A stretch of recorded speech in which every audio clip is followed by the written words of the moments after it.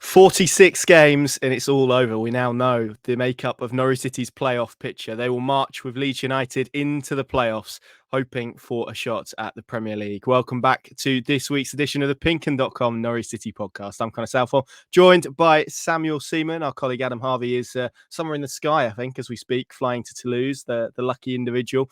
So he's unable to join us this week. But Sam, and we just spoke about this off camera, but the last few weeks we've been talking with caveats. We've been using phrases like barring an 8-goal swing and barring a disaster and all of that stuff. But we don't have to do that anymore. We can speak with absolute clarity. It will be Leeds United in the playoffs over 2 legs for Norwich City starting next Sunday at Carrow Road. And we're going to speak about this in more detail, and we'll move on to the Birmingham game in a moment. But how excited are you for the playoffs, if that's the right word?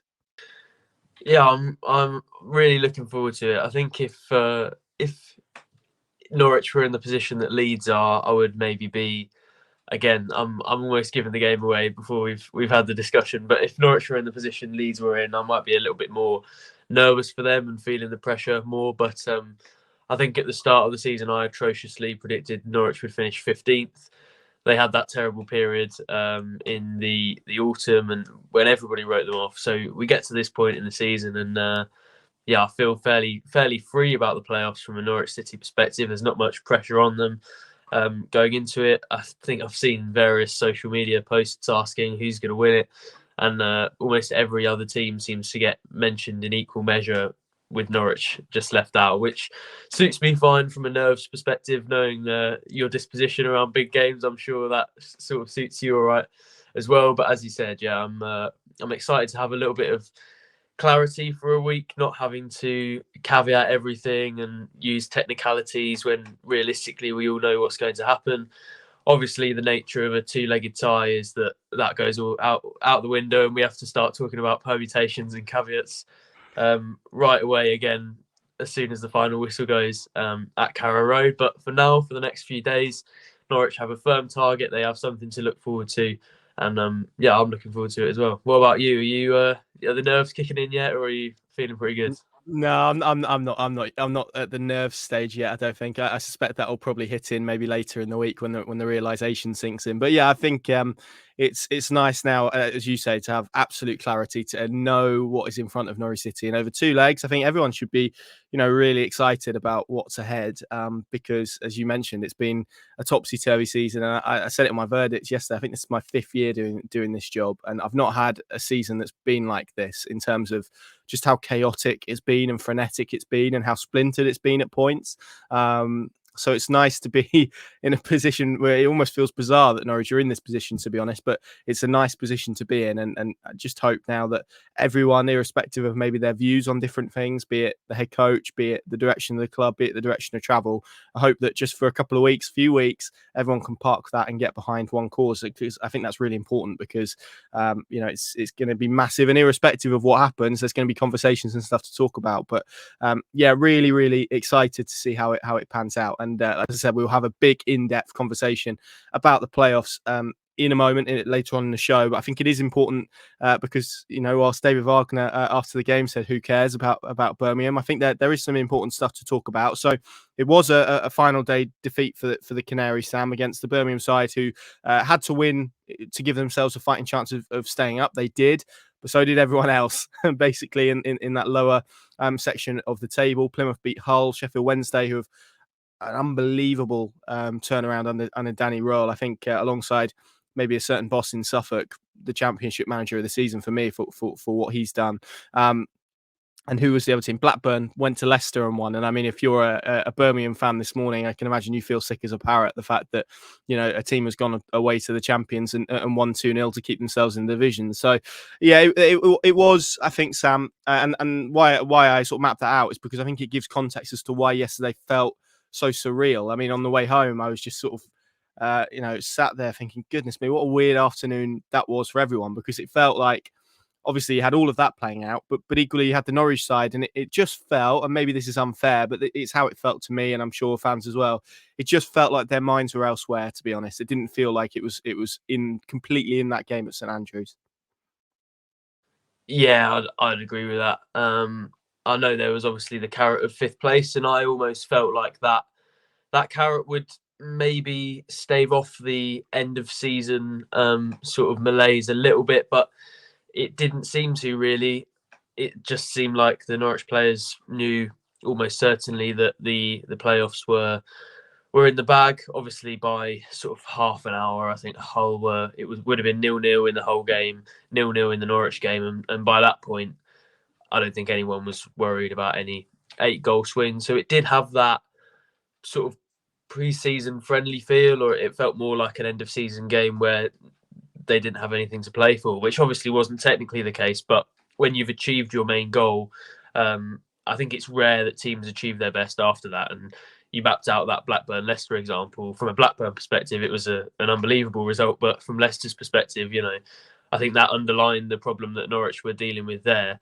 Technically, they had sort of 100 points to play for. They had pride. They had a load of fans there that had paid their hard-earned money. But when you've got over that line and achieved that goal, it is quite difficult to motivate. And I think we see that from various teams at this stage of the season. And we saw it from Norwich yesterday. I don't think it was all psychological. I think technically and just in a simple footballing sense, Norwich really weren't at the races and there were a lot of poor individual performances.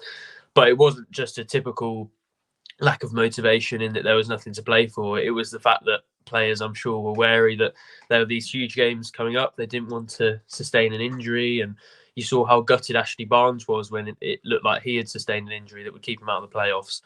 Nobody wants to be in that same position of trudging off, feeling incredibly frustrated and upset that you're going to miss the part of the season that you've been aiming for the whole of it. So I think I can understand it. Yeah, you mentioned that Wagner sort of who cares comment, and I think that was misguided because obviously fans have paid their hard-earned money to be there. They've travelled long distances. They've spent their bank holiday weekends going to support their team. So it's not quite as simple as that, even if in terms of the table you have got the job done. But equally, that's I'm sure that would have been a factor in the players' minds. But at this level in the Championship, even when you're playing a team that was battling relegation and obviously ultimately has been relegated, just that very, very small difference in motivation between trying to please, whatever it was, 1,500 people and trying to sustain people's livelihoods and staying in the Championship, just that small difference can make a big difference at this level because obviously the teams are so close to each other. So I think it's easily diagnosable what happened, and I'm sure we'll come on to the maybe slightly more mid-term concerns that have come up in the last few weeks. But just isolating that one on its own, it was not pleasant to watch, and there were a lot of negatives, but I think most people that understand football and that have watched football can see where it came from. Yeah, I agree actually, and I think that there was an element of that. I think you could see, again, even just watching it, you could see how it was playing out in players' minds in terms of almost forecasting what was to come. And I'm not saying any of them did, but you could understand why if there was a 50-50 on offer, maybe you wouldn't go for that in the same intensity as you would in previous weeks when you're chasing down a target. So I think a kind of easing up, so to speak, I think is probably the right term rather than maybe a relaxation, but an easing up is probably inevitable, really, because psychologically it is a massive difference. And that probably leads us to maybe the footballing aspects of it, which this, I think there are some more sort of valid concerns about. I think less maybe so about the performance. I think you can, by and large, sort of not accept it, but I think you can sort of park it, which I think is what David Wagner meant. And we'll come back to those comments in a moment.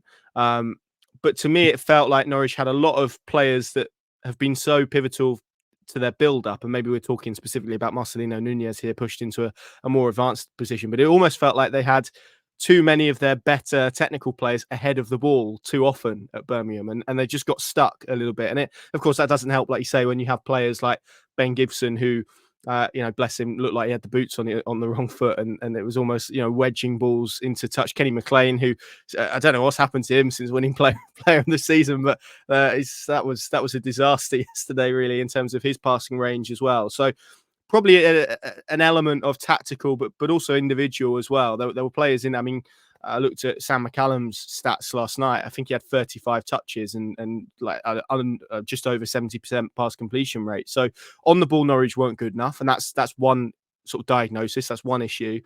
But then there's probably the issue of Marcelino Nunez, who's been so crucial and so technically proficient, but equally pretty metronomic in terms of the way that he's controlled games and allowed Norwich to have more control of games. And when you lose him from them deep build-up phases, I think yesterday is probably a consequence of his absence in that area, because you've got Jakob Sørensen, who is a player with qualities, but probably not the same qualities. So then you're asking Kenny McLean to do something different. You've got two players then doing something different. I don't think they really got Marcelino Nunez into the game in the same way as a 10, even though he had both of Norwich City shots on target in the game. So it just felt all a little bit disjointed and a little bit stodgy to me, I think, is the way I would sum it up, Sam. Yeah, it keeps coming back to that Nunez one for me. And I was doing the live blog yesterday. People kept asking me what's going wrong.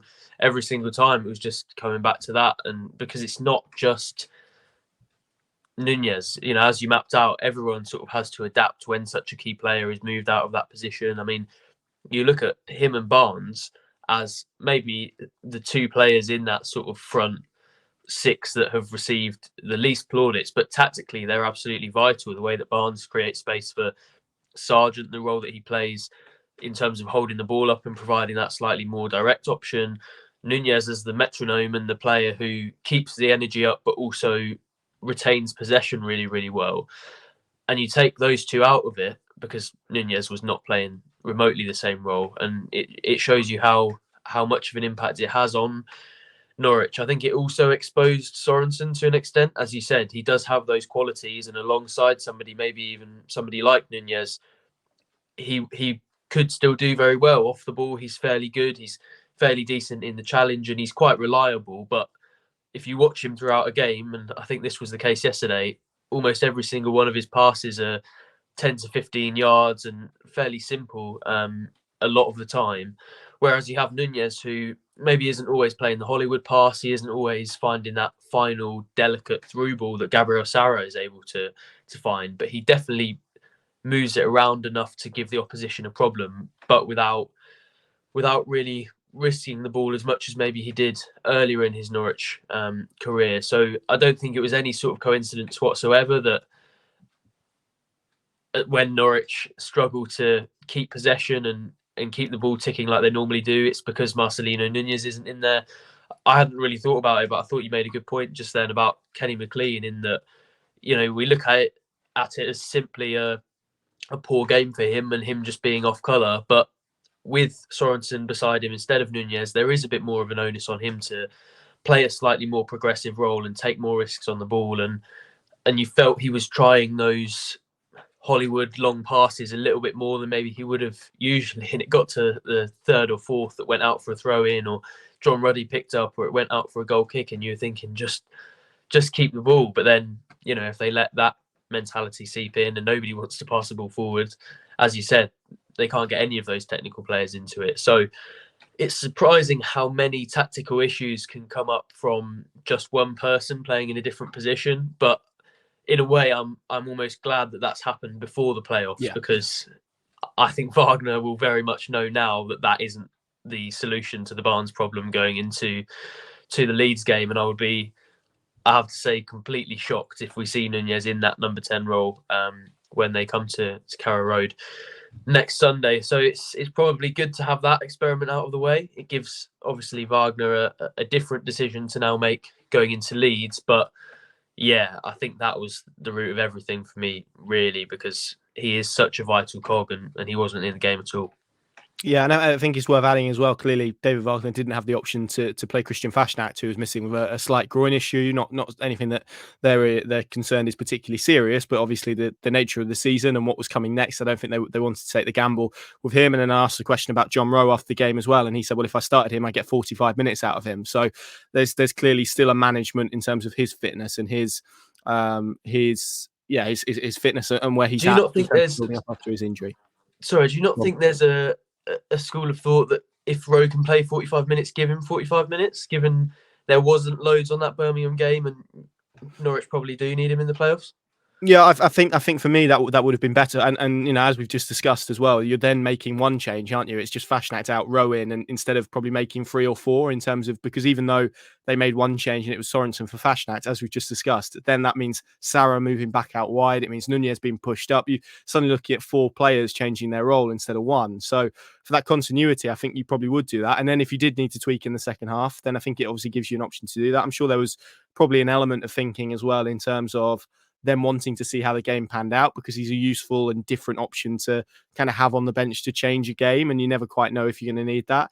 And to be fair, I think in the cameos that we have seen, maybe barring Preston, where I thought he was very impressive against Preston, and yesterday as well, there was one driving run through the middle of the pitch, which ended, I think he got just sort of ran into traffic in the end from memory. But he's just lacked a little bit of sharpness for me as well. So yeah, I can kind of see the pros and cons to both sides, if I'm honest, and maybe that's the decision to make. But maybe in his school of thought was that Sarah has been doing so well on the right, and Sorensen is someone who is pretty reliable as a general rule of thumb. But I think the fact that he made the double change that he did on 56 minutes and basically corrected that, I think probably was an indication of how he felt that game had gone. But you're right, I think it's Rose a really interesting one going into the playoffs, because if Fashionette is now back, does he now get parachuted back into the team? It was, I thought he did okay in the Carrow Road game against Swansea, without maybe doing anything particularly spectacularly. But I think whilst John Rowe's there, it's always going to be the conversation of, can you get him back in the team? So they've got to almost resist that temptation if they don't think he's ready. And I think we've seen, to be fair, David Wagner, by and large, with the exception of a couple of examples, Ashley Barnes maybe against Bristol City when he came on, clearly had a knock that they've been managing, and Kenny McLean with a back issue, and obviously Josh Sargent as well, which was for different reasons really. By and large, when players have come back from injury, we have seen him take this course of action and be quite pragmatic and quite conservative with the way that he's kind of dripped players in. But you're right. I felt if there was an opportunity for John Rowe to start, it would have been yesterday, which probably makes me feel that he's going to be in this kind of role until the end of the season, unless, of course, maybe they really need to go for something in the second leg of a playoff. But maybe it's a nice problem compared to some of what they've had. But you're right, it's the balance of the team, and you referenced it there. I think Barnes' absence, Nunez playing a higher position. I think you're right. You realise how big those two players are tactically. I know Ashley Barnes hasn't been someone who has been universally popular, and he would himself admit, we know in the time that we've both spoken to him, he knows he's not the best footballer in the world. But in terms of what he does, he's one of these players, similarly to, I guess, the most recent comparable example, and there are others throughout the year that I can give. He's a bit like Alex Tettey. You kind of notice him more when he's not in the team, and it's probably no coincidence that Norwich have a worse record when he's not in the team as well. And actually, I felt Sargent was probably more starved of service yesterday as a result. So, yeah, we speak about the long-term issues. This is clearly something that David Wagner and his coaching team will need to address heading into next week, because getting that balance right, and this is probably where the frustration will be, because it looked like they just hit upon that balance, and then one injury, one cog, and you're searching for answers again. Yeah, I suppose the only other way you can look at it, as you said, is sort of as a positive problem. Norwich are in a position now where they're trying to fit Jonathan Rowe into the team, compared to some of the other players that probably a lot of Championship managers are having to start week in, week out, that they don't really want loads. But it is quite a scary time for a problem like this to come up. And I felt that after Swansea, really, because with Barnes limping off, and obviously during the match we didn't know how serious the issue was, but it came out of that feeling like there were more questions than answers, and there were more questions than there had been for probably several months. And that is a strange position for Norwich to be in now, going into the playoffs. I don't think it's an especially positive position to be in, but as you said, there are reasons why Ashley Barnes isn't universally popular, and in his absence, it probably means either way, if Wagner can get it right, he will be fielding Norwich's best team technically, and their best team on the ball, and their most creative players with flair and the ability to open teams up by themselves. But obviously, tactically, it's a really significant blow, and that's probably where Wagner has to get that balance. I don't think it's something he would have wanted to face this close to such a crucial time, but it's probably also worth considering the number of questions that there are around the other teams in the playoffs. I think I saw a stat yesterday that Norwich, even now, after failing to win in their last 3 games, winning 1 in 5, was it, that I think they are still the form team going into the Championship playoffs. They were 12th in the division, I think, but that's still top out of those 4 teams. I think Leeds are 22nd in the Championship form table. So although these questions have come up at a really poor time for them, they're definitely not unique to Norwich, and they're definitely not the only team going into the playoffs not quite knowing what their best team is and not quite knowing exactly where they're going. But yeah, I hope it's just a bit of a storm in a teacup and Wagner gets the tactical setup absolutely right for Leeds, which I think is possible. But a lot of it for me centres around the fitness of Rowe. As you said, you don't want them diving in and just chucking him in if they don't feel that he is ready. But the best team on paper is absolutely no doubt that front 4 of Sainz, Rowe, Sarah and Sargent. And it feels at this stage, with how Wagner set the precedent for bringing players back from injury, that with 3 games left, is he really going to be able to start? I suppose it might be consistent with a Wagner approach to give him another 30 in both of those semi-finals, and then maybe possibly he could start the final. But yeah, going into Leeds, it would be quite out of character for Wagner to just drop Rowe in there, even though it feels like that would be on paper the best 11. So yeah, I think that when the team news drops at, will it be 11:30 on Sunday? It's definitely 11, won't it? I think it's a 12 o'clocker. Is it? Blimey, I think so. That's Although it's early, conflicting because the EFL website says 12:30. Norwich have said 12. I'm pretty sure it is midday, but I'll double check when you're speaking. I'll make sure I'm there before 12 just to be safe. But yeah, I think when the team news drops at either 11 or 11:30, it's definitely worth going to the. This wasn't a plug I was planning, but I've just thought it's definitely worth going to the PinkUn YouTube channel and getting yours and Adam's thoughts, because it will be a very interesting team news update. Definitely. And yeah, it should definitely be midday. Definitely midday.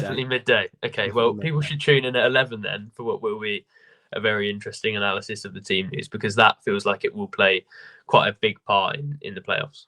Yeah, and of course, if you do miss it and you are watching at 11:30, it will be there available to rewatch. It just won't be live at that point. But yeah, I think the last point I would make on this is and this sort of Barnes Rowe debate that we're having, and maybe some of the tactical issues. I felt yesterday as well, what Barnes has given them is, when they are getting pressed, when they do find themselves under a little bit of pressure, he does give them an out ball, whether that's things that he's able to pin in, whether that's aerially, whether that's just a physical kind of out ball for them to hit.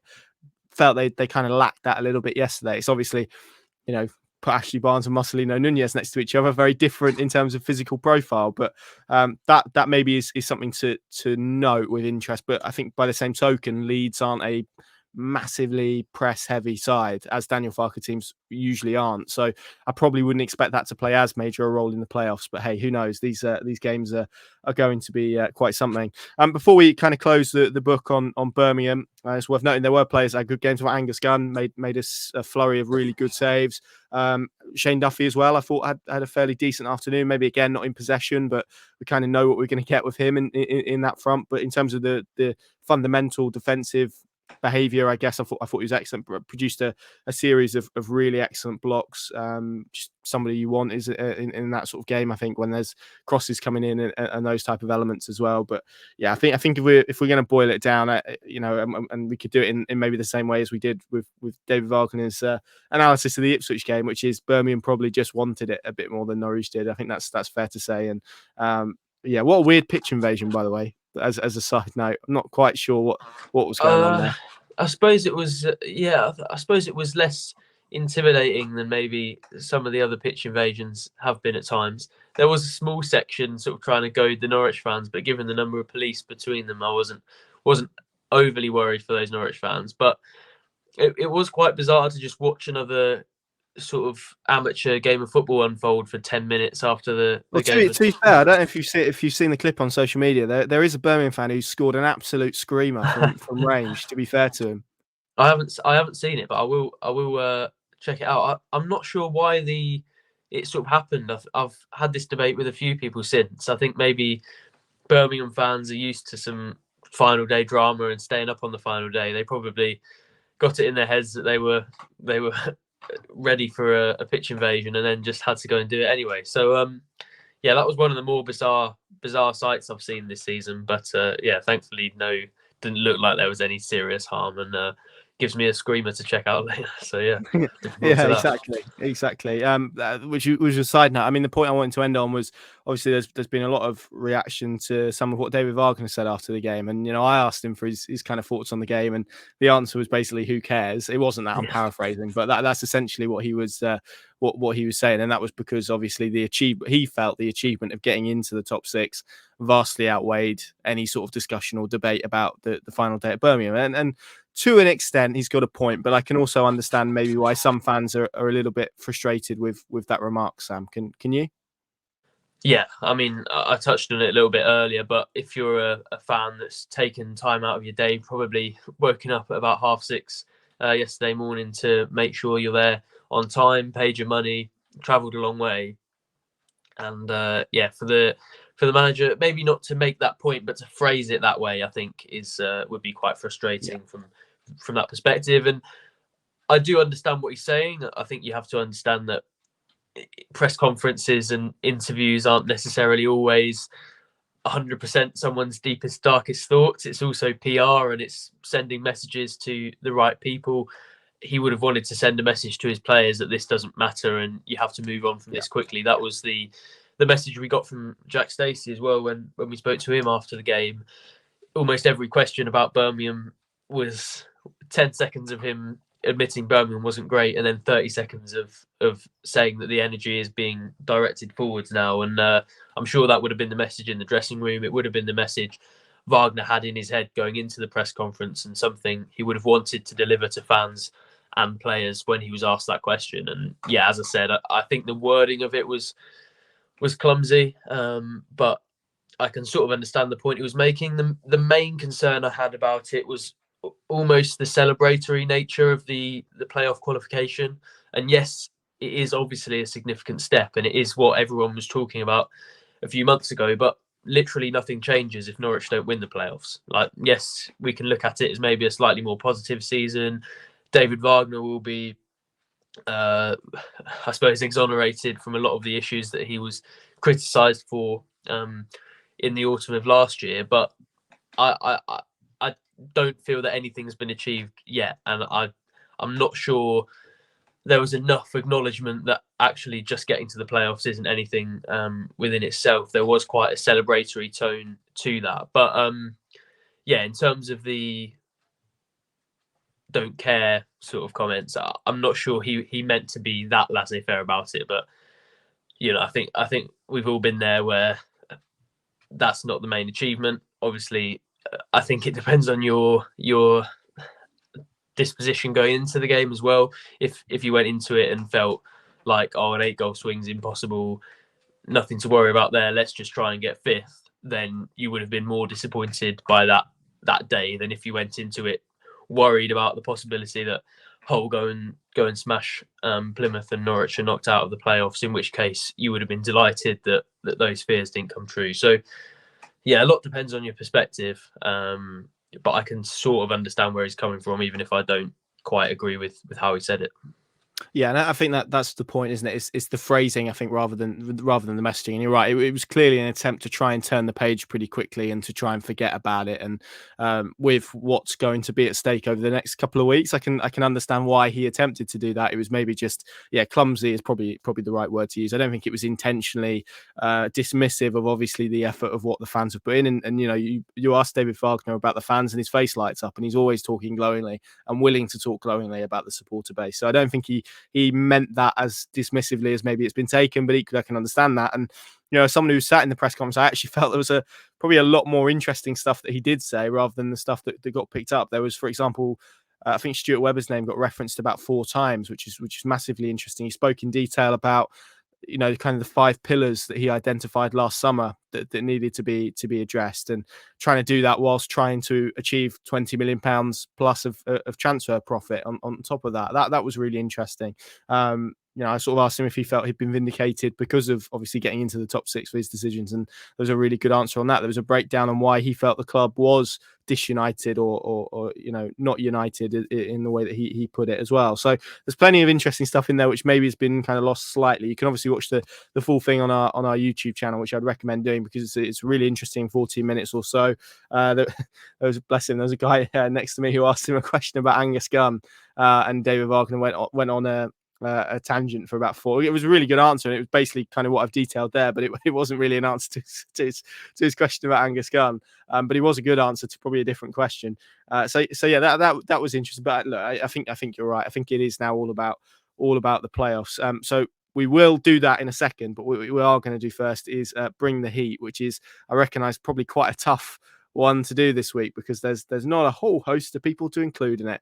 So I'm going to take a slightly different tack. Obviously, everyone at St Andrews will have seen that there was in the first half a medical emergency in the home end. So there's a few people I want to give the Bring the Heat award to, which first and foremost is Angus Gunn and Ben Gibson, who in particular I felt were very quick and very very proactive with their kind of response to try and get medics to the situation. So first of all, and then obviously the Norwich City medical duo, Chris Burton, and I don't know the other fella's name, apologies off the top of my head, but those two who went over to race and support, which was really good. And then obviously the medical team more broadly, and it's I think Sky was saying in the press room afterwards that he was in a stable position, the fan involved, which is great news. So yeah, a reminder of the significance or lack of significance of football when events like that happen. It's always really scary, I think, when you're in the ground and that sort of thing happens, the game stopped for 5 minutes and whatnot. So yeah, those key individuals involved in that particular thing, I think we all raise our imaginary hats to you. Sam? Yeah, I've got mixed emotions on yours. I'm glad you came with so much preparation and so many names because it gave me a little bit of time to think, but also you found quite a good outside the box answer that's going to make my standard predictable answer seem quite rubbish. So it's a good trade-off, isn't it? You have one that's quite out there and one that's true. pretty standard. It works. Yeah, that's true. But you have also sort of already mentioned my nomination, but I will go for Angus Gunn because I think he's had probably a difficult few weeks. Actually, there were a couple of blunders in the Sheffield Wednesday game. I think Bristol City wasn't amazing either, and to be fair, he did pick it up against Swansea and had a really good game in that one. If I'm remembering them the right way around, Bristol City and Swansea. Other way. Bristol City was good, was it? Okay, fine. Yeah. Well, Swansea got done near post and gave away a penalty, didn't they? So yeah. Right. Yeah. Probably not then. Yeah. Yeah. Those two games are so similar. They've just blurred together in my mind. But yeah, I think because he's had those couple of difficult games, missed out on even the top 3 for the player of the season vote, which is a travesty for the second season in a row, by the way.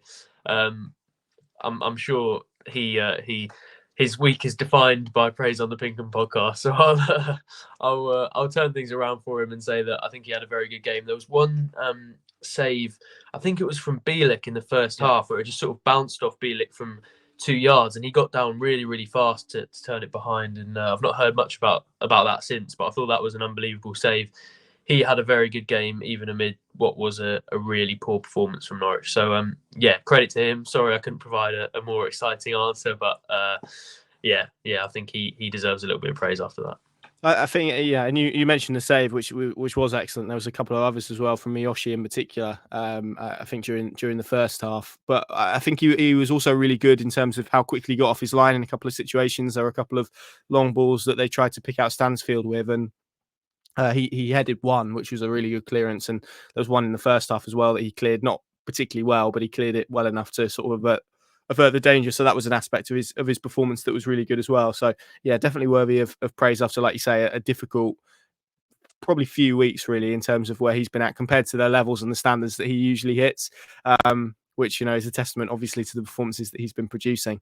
Right then, let's look ahead. Then Norwich City, Leeds United, marching on together into the playoffs. I make no apologies for that. First leg, obviously, at Carrow Road next Sunday. Definitely a midday kickoff, so get there for then. Don't get there for 12:30 kickoff, otherwise you're going to miss half of the first half. But that next Sunday, and then we'll have a second leg trip to Ellen Road on the Thursday, which I believe is the 16th, and that is an 8:00 kickoff, I think he says.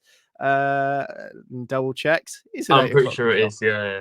So this is it, Sam. I mean, we talk about the championship as being a 46-game marathon. Norwich are stepping out of a marathon and immediately going to a 100-meter dash, aren't they? It's going to be a remarkable competition. It's going to be really interesting to see how Norwich compete.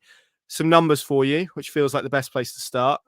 We have referenced this before, I think, on this podcast, but the last championship team to finish sixth and go up was, of course, Ian Holloway's Blackpool in 2010. From my quick look, and this is only since the championship was renamed from the first division, which I think was about 2003, 4, that sort of time. 2003, yeah. There's only been 2 teams that have finished sixth, Blackpool being one. I think West Ham did it as well to have gained promotion to the Premier League from finishing there. So maybe this sort of urban myth of, teams that creep into the playoffs and are so ecstatic to be there, not really sure that counts for too much. How I mean, as a game, and we kind of spoke about this a little bit last week hypothetically, so now we can speak about it with certainty. The fact it's Leeds, not Southampton, is there any disadvantage there for you in terms of opposition? Because, and I wrote about this in my column on Saturday morning. Though both of those teams, I feel, and I can understand why it's happened because of their performances in recent weeks. But I do think they are being underplayed. Their quality is being underplayed somewhat. I mean, you look at Leeds United. To finish 90 points and not get promoted is remarkable. Yeah. And it's very difficult, I think, to call that anything other than a really successful campaign to get 90 points out of 46 games. And that is worth saying that, I'm sure it is one of the highest in terms of finishing third and not getting promotion. I think that's only happened once before, I think, in the championship for a team to do that. And equally Southampton, who finished fourth, of course. I mean, they finished with, 87 points? 87, yeah. 87, and that is still, I looked the other day, that's still above average for teams that finish fourth, but also as well, it's above the average for teams that finish third. So we're talking about 2 absolutely brilliant teams in championship terms here. Leeds finished 17 points ahead of Norwich in the regular season. There's a lot to bridge for Norwich City, isn't there? It's going to be a very, very difficult 2-legged tie, irrespective of form.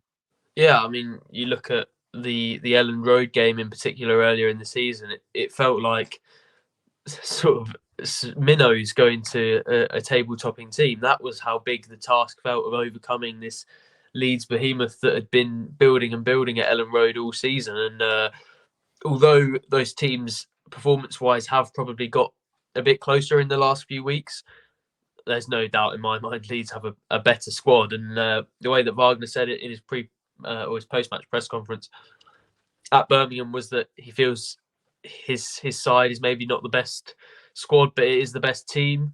I think 90 points maybe suggests otherwise. And although over obviously 2 games rather than 46, that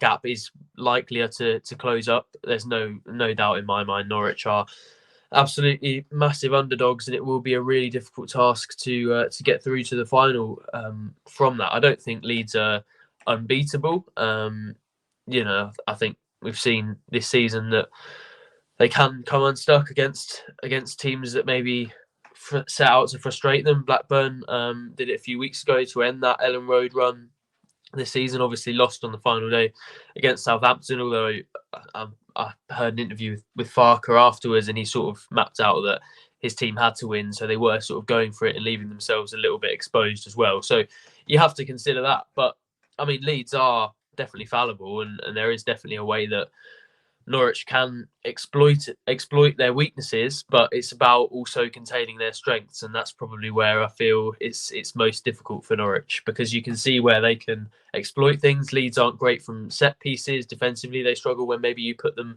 under a bit of pressure, and I think Shane Duffy actually scored from a set piece from a corner, if I remember correctly, against Leeds in the Carrow Road fixture. So you can see sort of where they can go for them, but when you flip it and say, okay, how are they going to stop Crescencio Somerville if he's fit, by the way, because I saw he sort of got a knock yesterday.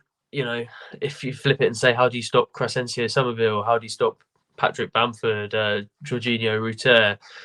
I mean, there's probably 9 or 10 more players, some that don't even get into the starting 11 that I could name. And when it comes to containing that sort of talent, I think that's where the problem really is for Norwich and where it will be quite difficult. But we've seen across the season that although it isn't pretty and it isn't exciting, and Norwich fans don't want to see it against the lower teams in the league, even though it has been deployed in those scenarios at times, when they go up against the better teams in the league, Norwich have found some success, if not universal success, against teams where they've sat in and accepted that they've got the better team, and they've tried to frustrate them, and they've been well drilled defensively. So if they can get that balance right, if they can also probably get a little bit of luck, and if they can play out of their skin, then they've definitely got a chance of getting through the semi-final. And it is definitely a mouth-watering clash. And I understand the argument that playoffs aren't maybe the fairest way to do things on merit,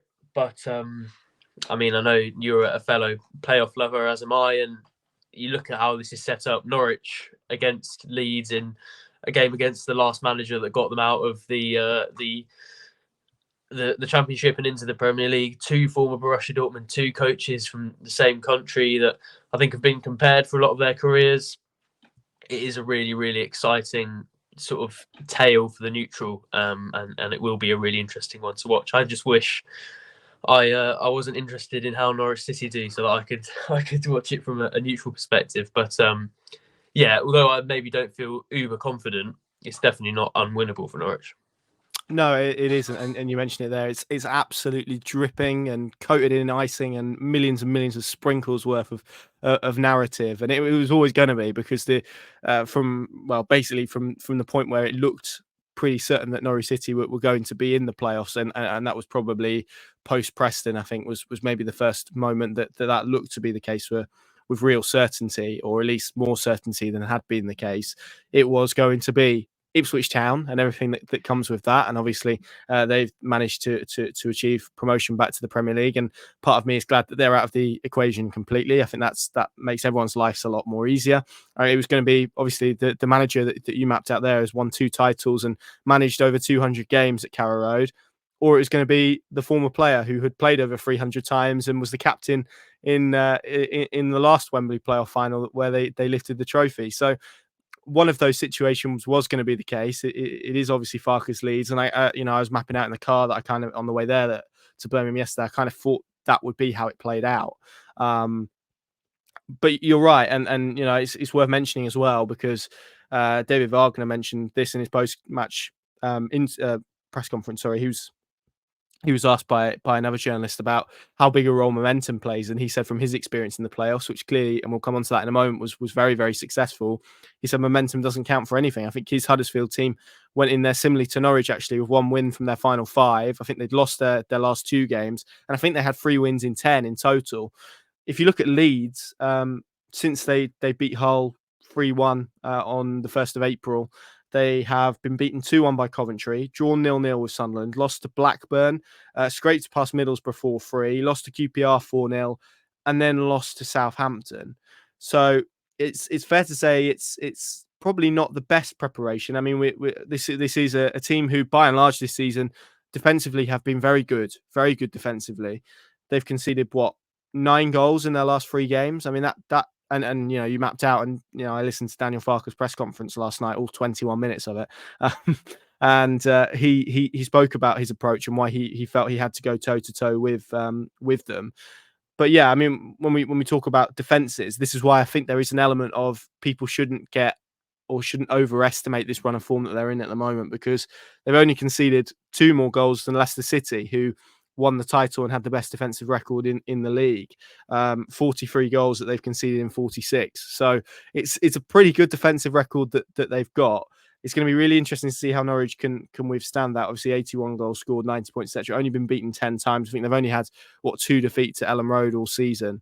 The second of which came yesterday, and obviously the first one came against Blackburn. They've had an incredible run of form there. So all of that lends me to ask, Sam. I mean, this first leg at Carrow Road next Sunday, it was always going to be massive anyway, irrespective of who it was. But it feels maybe even bigger now, particularly who the opponents is, where Norwich have to go in the second leg. Ellen Road, we know the sort of atmosphere that can be cultivated there and how difficult it can be to play there. also worth noting that, Derby won there in a playoff campaign when Marcelo Bielsa was managed. That was epic, that game. I remember, one of the proper playoff classics. So, as you said, it is winnable, but it's difficult. I think Norwich City are going to have to win the first leg at Carrow Road, is my view. What is yours? Yeah, I'd probably concur with that. When I was speaking to fans sort of before the Birmingham game about which team they fancied, it a lot of the time came back to, I don't fancy going to Ellen Road on a Thursday night needing a result. And I can completely understand that. I think given Norwich's away form and the fact that they were going to be underdogs in whatever game they played, I think it was probably imperative that they won at Carrow Road in any of those fixtures, but especially considering Leeds and the home record that they've produced this season, it does feel like they probably need a win. I suppose Wagner would back himself, and sorry if I'm spoiling our Wagner playoff chat here, but obviously with Huddersfield, he won it with 3 draws and a penalty shootout. So if it does end up being a draw, I'm sure he would say, it's still possible. You can still go to Ellen Road and set up really well, and even try and play for a 0-0, and you can scrape through to a penalty shootout and try and do it that way. But I think that is just too low margin. I think especially against a Daniel Farke team that really, really wants you to sit in and let them dominate the game and let them pass until it leaves a tiny gap that they can exploit. I'm not sure that is the best strategy. So although it obviously won't be all out attack, and I wouldn't condone that, and I wouldn't tell David Wagner to do that if I had the opportunity to, it does feel like they need to go for that sort of maybe rear guard, but also very ready to attack setup, like the one that they did it against Ipswich with.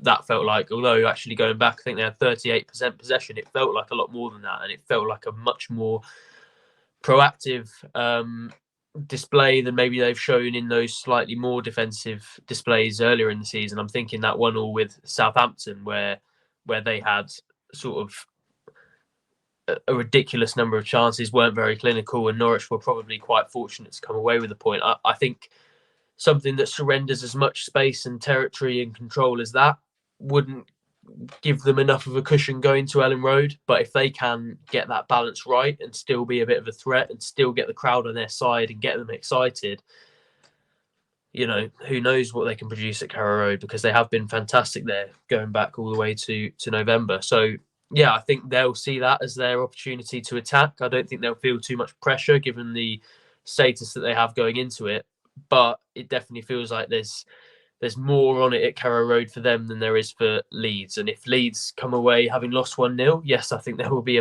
a bit of panic amongst a fan base that's already quite irritated by their failure to achieve automatic promotion. But I think they'll definitely believe that they could go to Ellen Road and score 2 goals. Whereas if you can puncture that a little bit with a 2-goal win, which I know is demanding a lot, if you offered me 1-0 now, I would absolutely take it.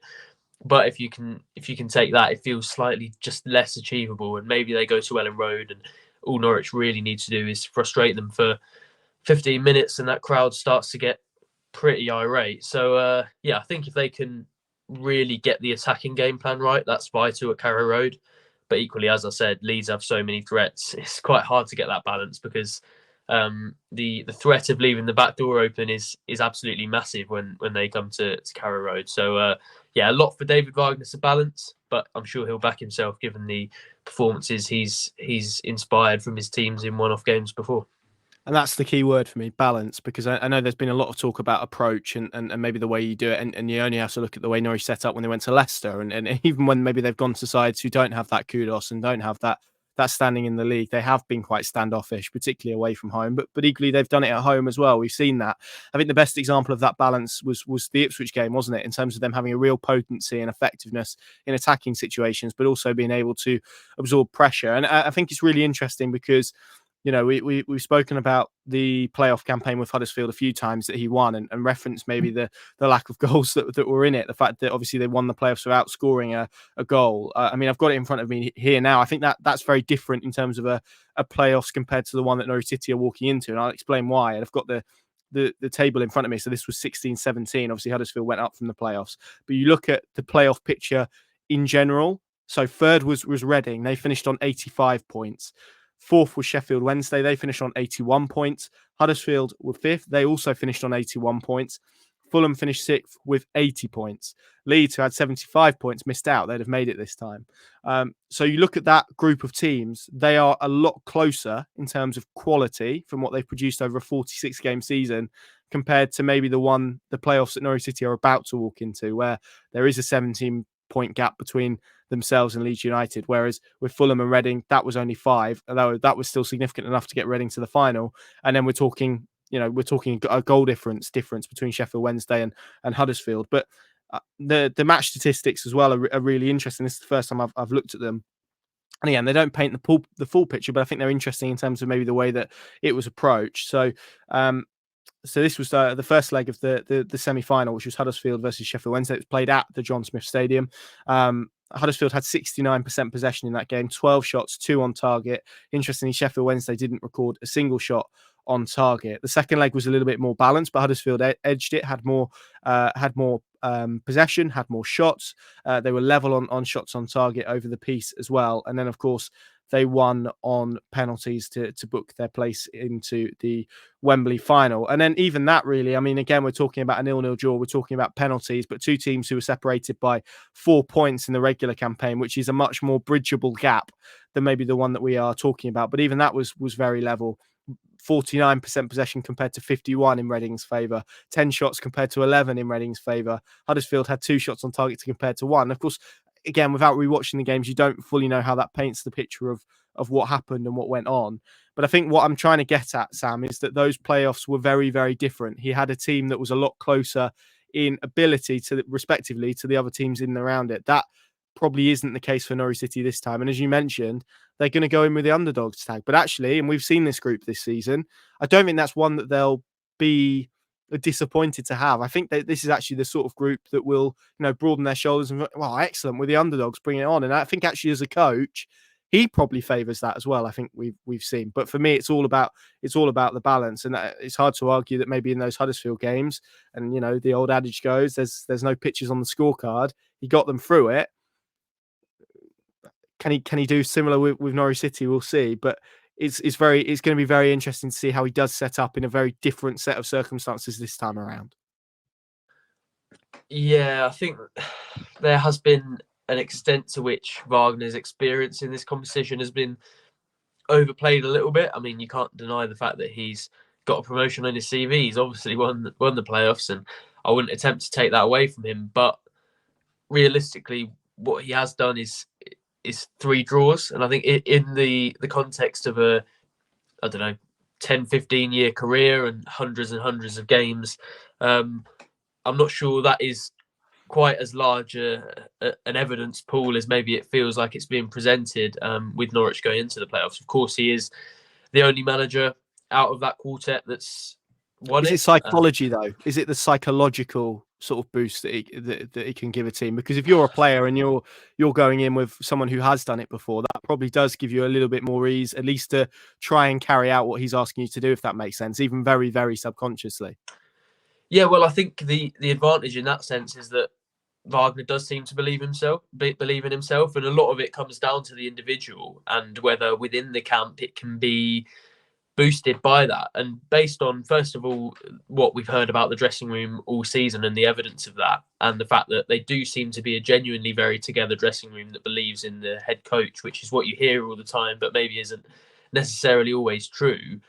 But I think that is true about this group. Also, the fact that, I mean, Wagner just comes out and says with his chest in his post-match interviews, I've done it before, so I'm feeling fairly confident. And I think if he genuinely believes that, which I think he does, that will go into the players and they will feel that, and they'll feel that confidence. And I wonder if there was part of him that knew his players would be listening to those and wanted to give them that confidence of the fact that they were with somebody who's done it before. And, as you say, a lot of it is to do with psychology. So maybe my estimations on how valuable that experience is are actually a bit ridiculous, because a lot of it is internal and what you believe yourself. And the evidence we've got suggests that Wagner really does believe in himself and that he will get a psychological boost from that. So, yeah, I think you make a good point, and I suppose it probably does give Norwich an advantage going into that.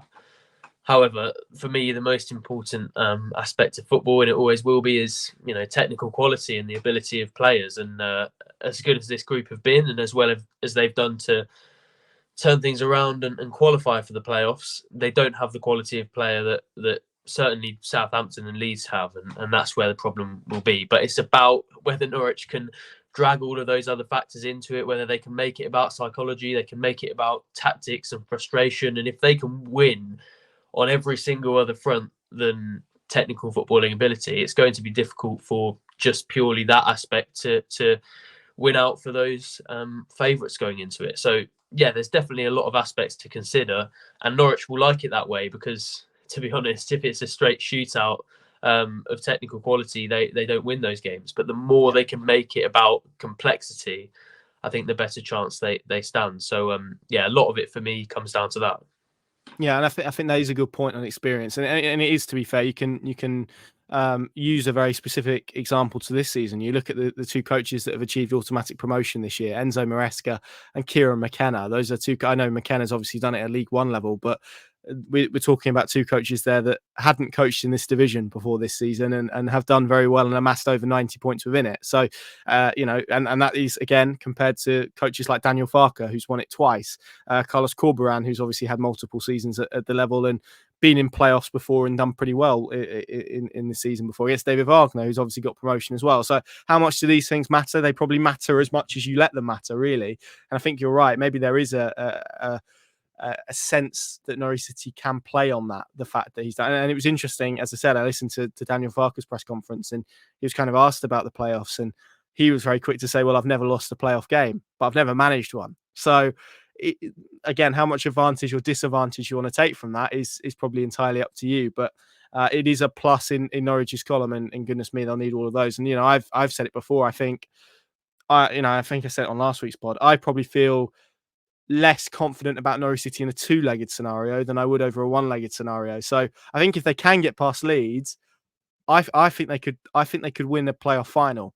But I think this is going to be very, very difficult because, and we've seen it. And I go back to the most recent example that people of a yellow and green persuasion will have in their head. It's the two-legged game against Ipswich Town in when was that, 14-15 under Alex Neil. And what did those two legs showed?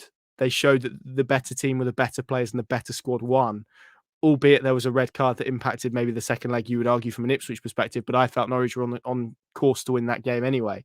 So you're right. Norwich have to make this about something other than quality, something more than individual quality. And it's going to be really interesting. And that's what I'm most intrigued about. I'm really intrigued to see how Norwich City go about bridging that gap. I just really, really hope it's not submissive. It's not a low block. It's not putting people behind the ball and approaching it maybe negatively, because I think there is, and teams have shown that, Southampton have shown that, QPR have shown that there are vulnerabilities to this Leeds team that you can go and get at. Set pieces, we've referenced it. I think that's a major plus in Norwich City's column. They've been excellent at set pieces this year from an attacking perspective, largely down to the work that Andy Hughes has done. That is a real Achilles heel for this Leeds United team who struggle with them. So my hope is that they go after them, go get them, not in a gun-ho sense, go and commit loads of men forward, because that's naivety, that's stupid. But have a go and try and assert yourself and try and go there with a game plan like we saw against Ipswich that worked so well, with a real balance where it's not just about frustration and submission, but it's actually about how can we hurt teams and how can we impact that. And of course, they're going to have to absorb pressure. They're going to have to ride their luck probably over a two-legged situation. But this is absolutely an outcome that they can win. And that, I think, is probably me getting to the stage of feeling excited. And if we're going to go in full circle to where we were when we started the pod. Sam, what are your final thoughts heading into next weekend before we close off the pod? Just enjoy it. I think that would be my message to everyone involved. If I can give one, I think you said it really early as well, that this is a time for everyone to get behind the team. And I'm not, obviously we do our best to remain impartial. I'm not saying this from a sort of happy clapper perspective or saying that you must get behind the boys. I just think, as a football fan, these are the bits that you're supposed to enjoy. So, don't get too wrapped up in the negativity. There will be, whatever happens, a very, very interesting summer coming up. But for now, it will be a very, very exciting time to to be involved with Norwich City. So, treat it like Christmas. Look forward to it, analyse it, get excited for it, because it's all kicking off now. And whatever your perspectives are in the long term, just enjoy the short term. That would be my message, which I'm sure everyone is desperate to hear. Any final thoughts from you? No, you've just made me really want a mince pie now. We'll talk of Christmas and getting excited for it. So maybe I'll consume a few of those in the week. Any excuse is good, although this weather is maybe I was not. going to say, it would be hard for me to think of mince pies and then look outside and get motivated. I tell you what, I've just we're off on a real tangent here, and we will finish in a moment. What I've really discovered is if you heat a mince pie and have it with cream, that is a glorious experience. I'd suggest that for anyone this Christmas. But anyway, we are gonna run out of time, so that seems like an apt place to end it. Thank you very much for watching, if you have done on YouTube, and listening if you've plugged us into your ear holes. I really appreciate that. And of course, we will bring you plenty more over the week as we look forward to a playoff semi-final with Leeds. Thank you very much. See you soon.